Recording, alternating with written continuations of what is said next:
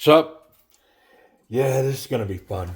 So, I did another video not too long ago where I refabbed some scales. And I mentioned in that video that I had another one. I actually have a couple here that I'm working on. And this is another one. This is a Kizer. It's a KI 4449, a Quest. Look at this thing, man. This is so cool. So I was able to pick this up um, quite a while back, and it's been sitting here for quite some time. It's got quite a few marks on the scales. I'll try to show it, but if you watch the other video that was recent on another Kizer, man, we cleaned the scales up on that one lickety split. Like it went really well. And so we're going to do this one too. This one's got some differences. So the edges on this and the milling is painted black. Surely that's painted, but it's kind of worn. And so I'll have a decision to make on this one on these edges. So there's a bevel and then a flat. And I'm not sure. I haven't quite made up my mind. Do I want to sand that off? Do I want to try to repaint it? I have some metal paint um, that's used for like sheet metal on metal buildings. And it's pretty tough stuff. And so that may be a good option for these edges. I don't know that the knife will ever, at least in my possession, if it'll ever get like serious carry time or anything. So it may be sufficient to represent the piece well, kind of refab because it's pretty worn. The other philosophy is that I'll just leave this. I say that because I watch what is it, Ticey Tube or whatever, where they refab, knives and teapots and frying pans, all kinds of stuff. And I really like watching it, but I don't like it when they modify it. I always feel like make it the best it can be back to its original, but when they change it, I'm just not a fan. And so kind of the same thought process here. I don't know that I want to change that. Like, can I make it black? Yeah. But do I want to like change it with different paint? I don't know. I don't know.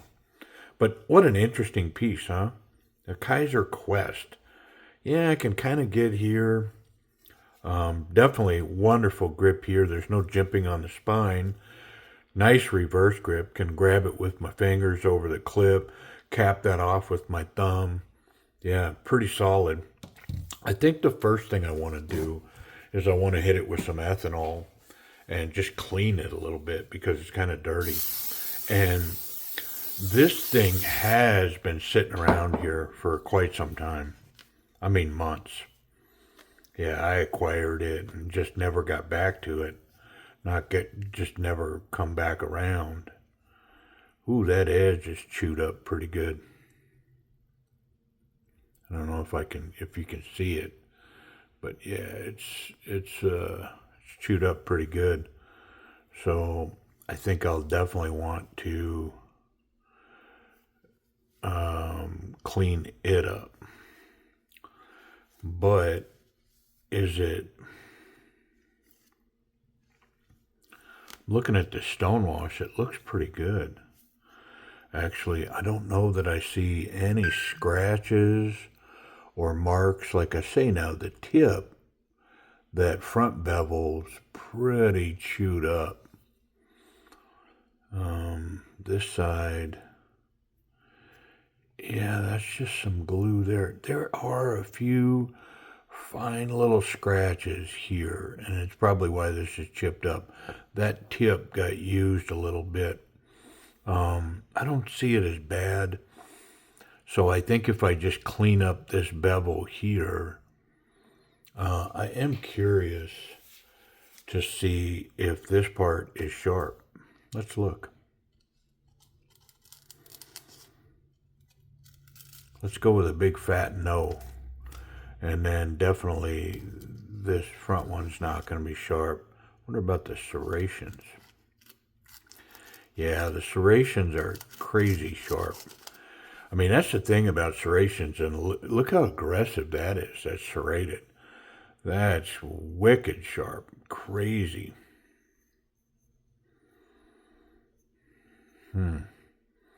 Well, so I'll clean up both of these bevels. Now that I'm looking at this backside, I can see that this is kind of boogered up too. So I'll clean those up. I'm definitely going to sand these scales and try to get rid of all these marks, which I don't think is going to be too hard. The pocket clip's got some marks on it. I could probably stonewash it. I've got some other parts that I need to do some stonewashing to wrap up on a couple of projects. And so yeah, I think I'll stonewash that. The pivot looks okay. Doesn't seem marked up. Yeah, so sand the scales, stonewash that clip, re-stonewash it because it's stonewashed. What's the tension like on that? Oh, it's got wonderful tension. Let me see where this lockup is on this. And then I think it's on washers. We'll see. So we'll clean those up. It's about 50% over the line. I'll just remember that, 50%. Well, let's get in it. Let's get in it. Oh, okay. Let's see if I can't find the right bit to fit in the center of this. There it is right there. It is a T25. And rather than my modified flat blade, which I modified a regular flat blade screwdriver to deal with these kind of pivots, I think somebody pointed me in the direction that a T-bit driver typically will fit right in there. And that's exactly the case on this one. I'm pretty sure that pivot's captured. But boy, is that stiff coming out of there. I think it's probably covered in Loctite. Very stiff. Lots of resistance on that screw. I mean, I don't really see any on the threads, but I do see a buildup of it in there. And then I think these back screws are T8. I'm going to put this up and get it out of our way for now.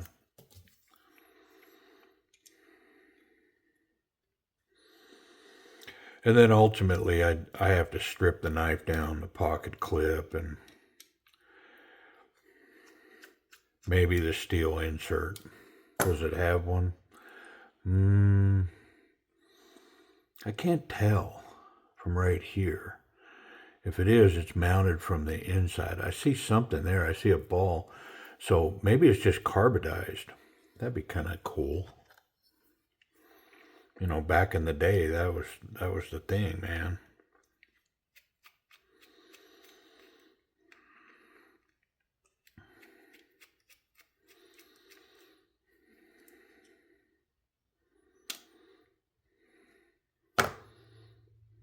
I'm going to see if I can't get these screws real quick. Yeah, I'm going to have to hold that. This one's coming. But just this one's kind of locked down. Let me see if I can't, like... Nah, it's locked. It's on lockdown. All right, well, let's see if we can't crack these cases and get this thing apart.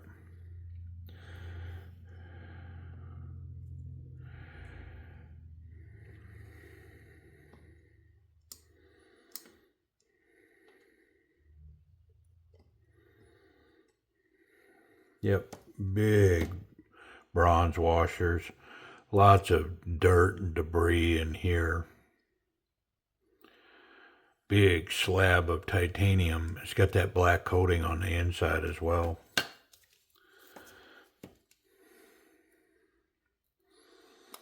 they milled the blade so that the stop pin runs inside a track in the blade. That's kind of cool. It's got big washer, small washer. No Teflon, just the bronze washer up against the titanium and the S35 steel. And the same on this side. Yep.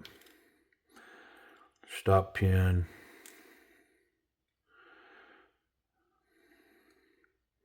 Get that one off.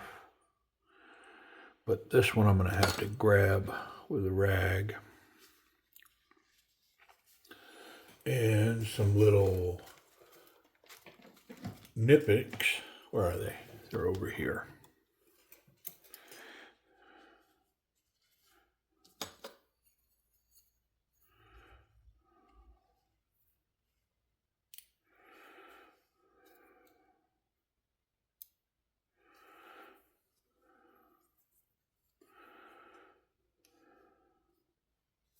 See if I got it good enough.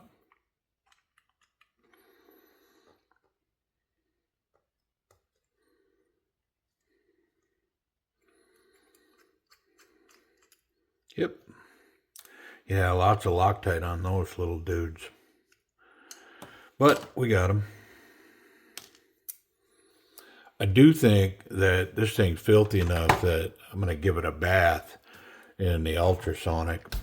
Kind of clean it up, all these screws and everything, because even the screws, like the face of this screw, will look so much better if I just put it in the ultrasonic. So I think I'm going to do that. I'm going to give them a cleaning, and then we'll jump back and kind of see where we're at in the process, and then I will share the process live. I say live, obviously not live, but from start to finish on sanding these scales, and see if so we can watch the transformation from all these fine scratches in here to cleaning that up and giving it a nice hand finish on it. But for now, we're going to go to the bathtub and get a nice hot bath and get all this crud off of here. Wash my hands too. Yuck, right? All right, well, we'll be right back. Okay. Well, we come out of the bathtub, had the ultrasonic fired up, and cleaned all of these parts up. Yep. So one thing I didn't look at, is this carbonized? It is. So it doesn't have a steel insert, but it's carbonized. It's got that process thereby they're able to create metal on this face.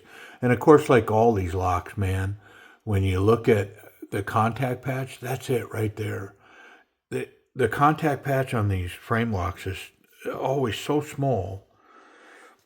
I mean, when you see that enough times, you go, it's so little that's actually locking the knife up. Just the tiniest little. I mean, that wasn't even a millimeter. It was like maybe 1/10 of a millimeter. Just the tiniest little lockup, man. But if the tension of the lock bar is correct, I mean, they work, you know. And of course, if, you know, in the end, if you really need something that's secure, a knife that we're talking about, you need a knife that's secure, that a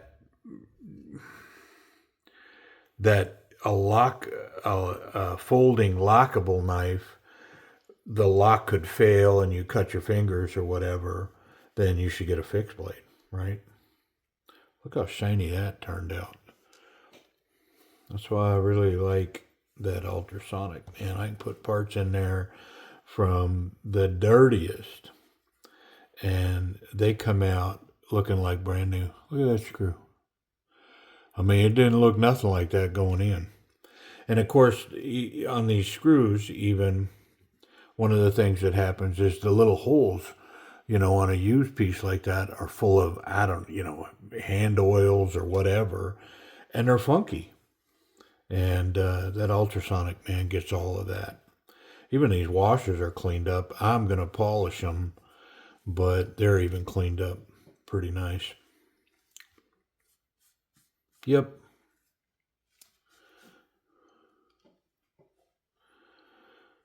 So, I mean, good grief, do I have a lot of requests to tune up knives that are being bought from Timber's Edge. I mean, I get so many. And the other thing is they get requests all the time that when people buy knives, they want the one. If I've done a video, they want the one that I did the video on. But there's only one of those, and so it's pretty common when more than one person wants that particular knife, and man, then they're coming at me going, "Hey, man, will you check this one?" And it's like, I will say this: if I'm available, I do it, but I'm not always available.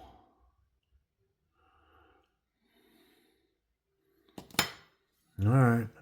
Well, so the focus right now is going to be these scales.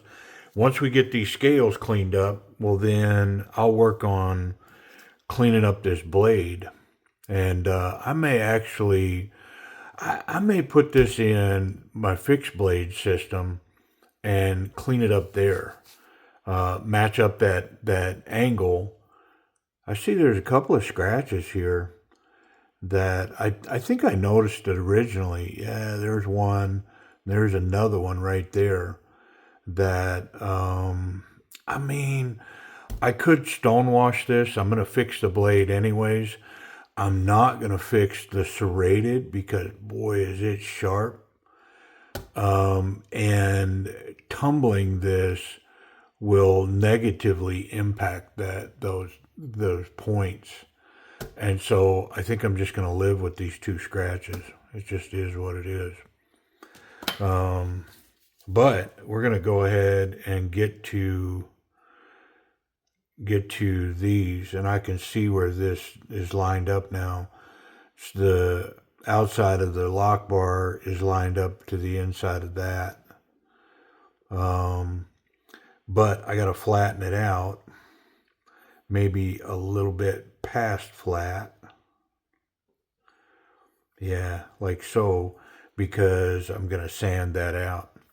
So we're going to start with 240 grit, which is what I did the last piece with. It's just 240 grit right here. And I'm going to start with the non-lock bar piece, and we're going to work with that 240 until all of these scratches are out, and then we'll look at this finish and see. Normally I would two-side tape on the back of this and tape it down, but I think I'm just going to hold this down and go. Yep, I mean, it feels like it's working pretty good. If I'm not making good flat contact, I can always lay a towel under it, which makes it a little more able to get into grooves. And so I don't know if this is showing through the camera, but almost all of the scratches are gone. There's a few up in here still. And of course, when I'm done, I'll go rinse this off because it's going to get dust and debris in these scales. Yeah, so a little more. I'm going to flip this over and get to this side here.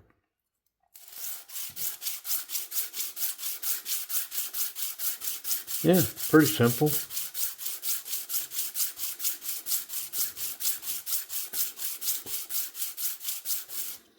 And I could get that wet and do it like a wet sand, I guess.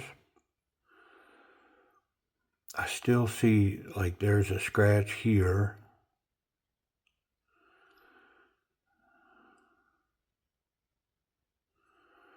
Yeah, that's it. I see one here. Now maybe there's others.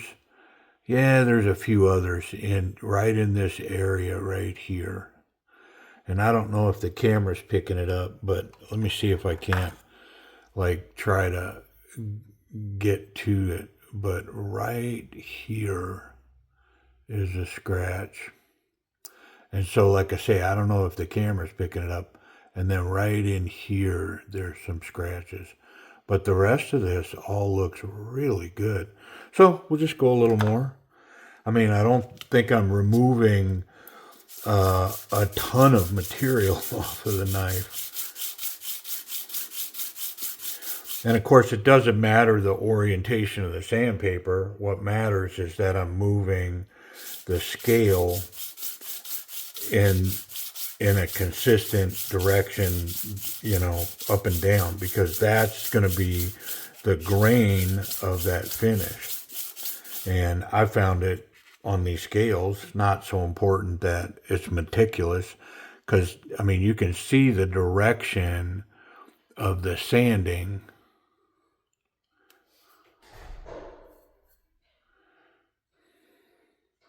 Yeah, still got some scratches there. It's going to take some more. I'm tempted to possibly tape the scale down and get a sanding block, but I think I'm just going to roll with this for a second. Yeah, a little distraction. All right, let's go.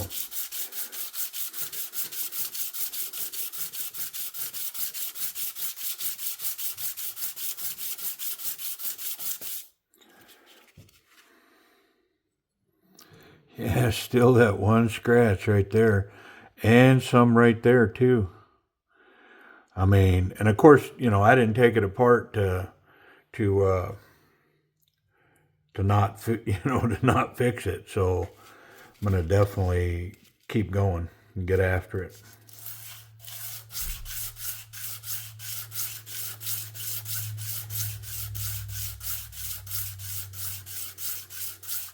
Now I got my vise just to the right of me here, and I could clamp it in there and do all that, and then I'd have to turn it around, because on this scale I've got to run the whole length of the scale to do this. Okay, so I think the eye in the old Jolly Roger there is cleaned up. It's still got a little bit right there too. Yep. I mean, you know, one of the things that I might be tempted with at this point would be to go to a lower grit to get those scratches out. But if I do that, well, then I'm going to have to come back to this grit and work all those heavy scratches back out. And so, if I got my choice, I think I'm just going to stay with this and see if I can't get those scratches to come out. I mean, what do I have in it? 5 minutes at this point? Yeah, I mean, still really evident scratch right there. This is cleaning up in the eye. But I do like that 240 grit. It looks good. It's leaving a nice finish on it. But that one scratch, man, is it in there. So I'm gonna put a little backing behind that and run some more passes and see. Sometimes that backing, and I may have to get some water and drop some water on here. We'll see. The sandpaper, I've mentioned it quite a few times, but it's available on Amazon in a multi-pack that's got, I don't know, 3 or 4 pieces of each grit from like 80 all the way to 3,000. Yeah, these here are they're still hanging on. They were deep. But all right, here's what I'm going to do. I'm going to work on this and I'll come back. Okay, well, I did end up taping it, and I went through the 240, I went through the 320, and I'm going to finish here with this 400. And I'm gonna wet sand the 400. It just helps to move the debris through the paper, and I don't know. Does it make for a better finish? I don't know. But that's what I'm doing. And so I'm not gonna take 100 passes at 400. I mean, I'm not making like a true showpiece here.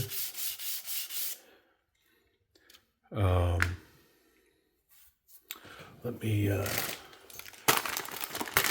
gonna use a baby wipe to wipe that off first.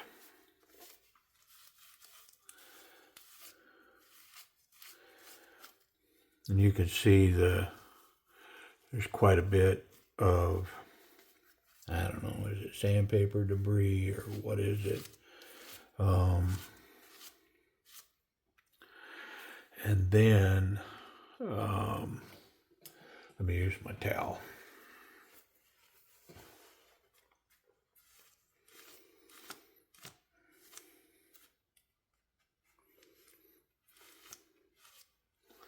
Let's lift it up and get a look.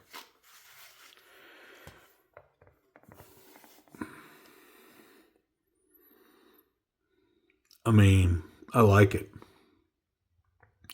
Yeah, buddy. All right. Well, so I have another one to do here. And as you can see, the finish, the old finish was probably more like the 240. But I do like this more of a satiny finish that's coming out up to the 400. So I'm going to do this one. I'll bring it to the 400, and then we'll look at the pair side by side and see what you think. So I'll be right back with that. Okay, well, there is side by side with the 400 grit here and the 240 grit here. And I think the 240 grit might even be a little finer than what was on there. It might have been like 100 grit. But you can see the difference between the two. Both finishes are nice. I just think this is a little nicer. And so it'd be easy to match this. All I'd have to do is just take the 240 and run it on here a little bit, and it would match this. And boy, now I'm not sure. I'm totally not sure whether I should scuff it up and match this, or go here. Let me think it through. I'll be right back.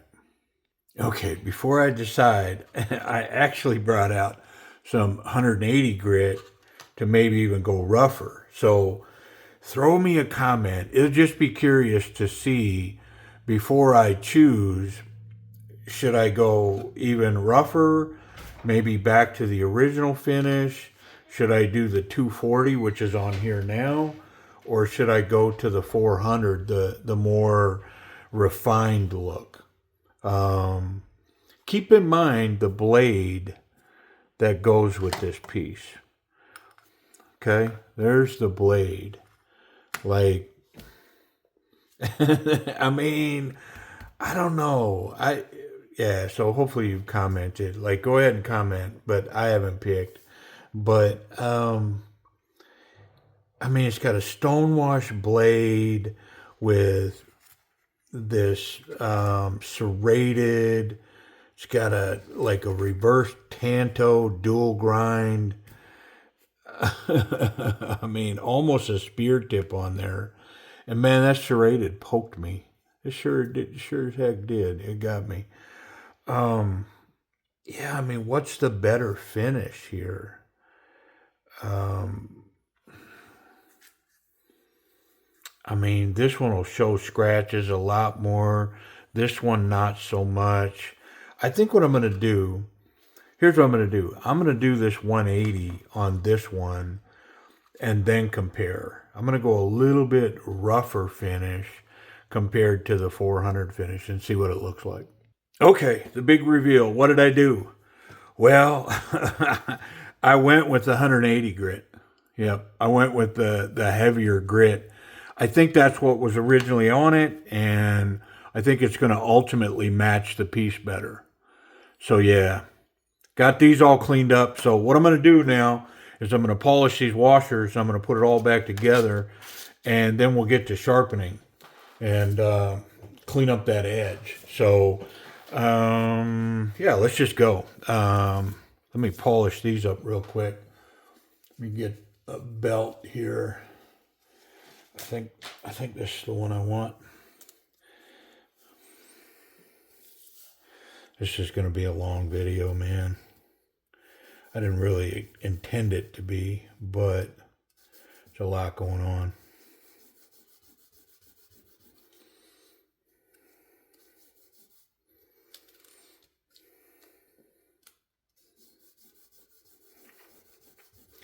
You know, I look forward to these videos because, you know, of course, Timber's Edge Knives, you know, supports me and supplies me with knives, which is nice because prior to that, you know, I was out of pocket for all these knives and then trying to purge them. If you go back to the beginning of the channel, you know, I'd have these little purge sales and put everything up for sale and try to move knives, and it ended up being like a full-time job just trying to keep track of all that, and I had so much invested.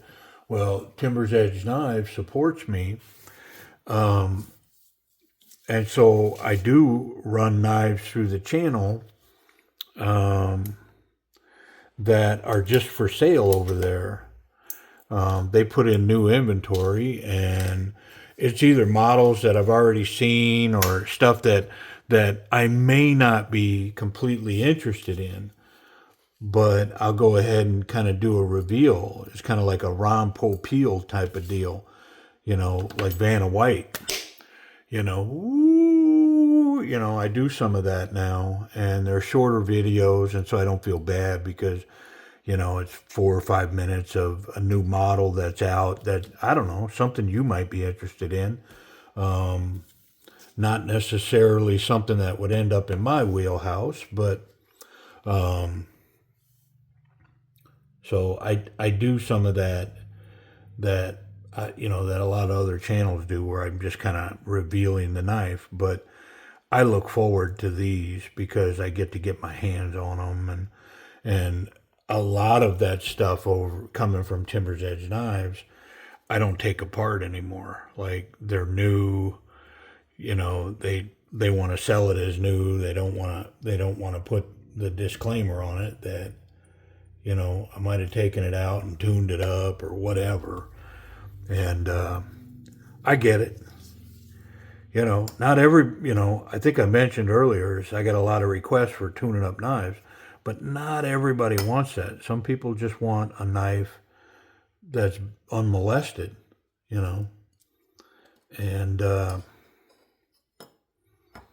so that's what I do with some of those. So yeah, this kind of stuff, I love it because 100% I'm going to get my hands in it and get to mess with it and the action and, you know, all of it.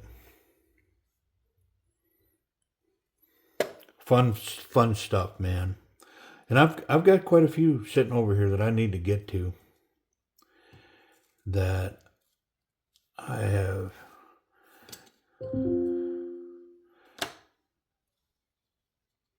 been fortunate enough to put my hands on. Oh, calm down, a little too far. But I need to put these barrel spacers in. Uno dos.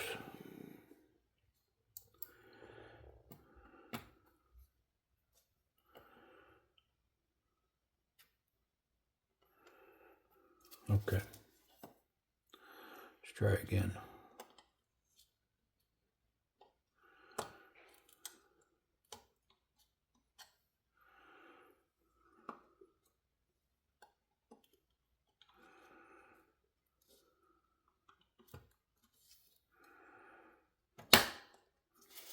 I think I got it. Let me put this pivot in. Gonna put everything on lockdown.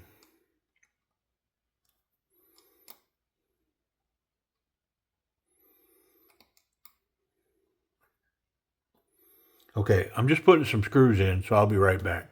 Okay, there's the final reveal. Come on, man, I got it all put together. So the scales are redone. I resharpened these edges. And I stonewashed that pocket clip. Yeah, I mean, what a transformation. I'm not going to say that it's as slick as a brand new one, but it's awful nice. Even the hardware, I mean, it comes out of that ultrasonic, all shiny. I decided to leave the edges alone. Yeah, the original paint or coating or whatever they did is on there, and I decided to leave it be.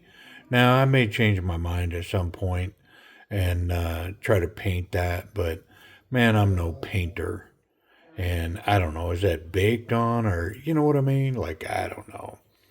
So I do have the action a little stiff on it, but that's okay.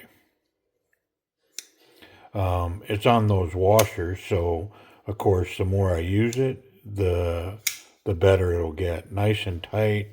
And like I say, I did sharpen this blade up. Come on, man, don't make me look bad. I mean, it's a big chunky piece of blade stock, so. But yeah, nice and sharp, and man, it's a cool addition to my Kizer collection now. I'm kind of out of Kizer space, but I don't. I'm gonna have to figure out something because I still have like a box full of old timey, very cool Kizers that I need to get to, and man, I so do enjoy them. This thing's got, I don't know, it's a little short for my hand, so the ergonomics are kind of funny going that way. The reverse obviously is really nice. Yeah, I I think the pocket clip's solid. Let's check it. Come on, man. We'll finish this thing right. I know it's a long video. It's not like I've never done that before. Oh yeah, that's wonderful. What a cool knife. I mean, taking this to a knife circle and pulling that out. I'm pretty sure that comes out for the win. You know, I if your knife circle isn't down for the most expensive, most extravagant, I mean, if it's just cool factor alone, this thing's definitely in the running. Yeah, very cool. Man, you got to be careful with this stuff right here because that is needle sharp serrations right there. Crazy. I wonder if there's any safety issues here. Yeah, you can't catch that blade, and that tip's good. So the clip's good, tip's good. I can handle it any way I want. It's got a pretty good detent down on the bottom end. Nice little detent ball holds that in pretty solid. Yep. And I did sharpen it up. Lockup on it is, I don't know, 30%. Is that what you'd call it? Yeah, pretty cool piece, man. Well, I know it's been a long one, but between the finish and then the sharpening and the stonewash on the pocket clip, this one took a minute, but yeah, very cool. All right, y'all. Well, I appreciate you watching, and we'll get to the next one.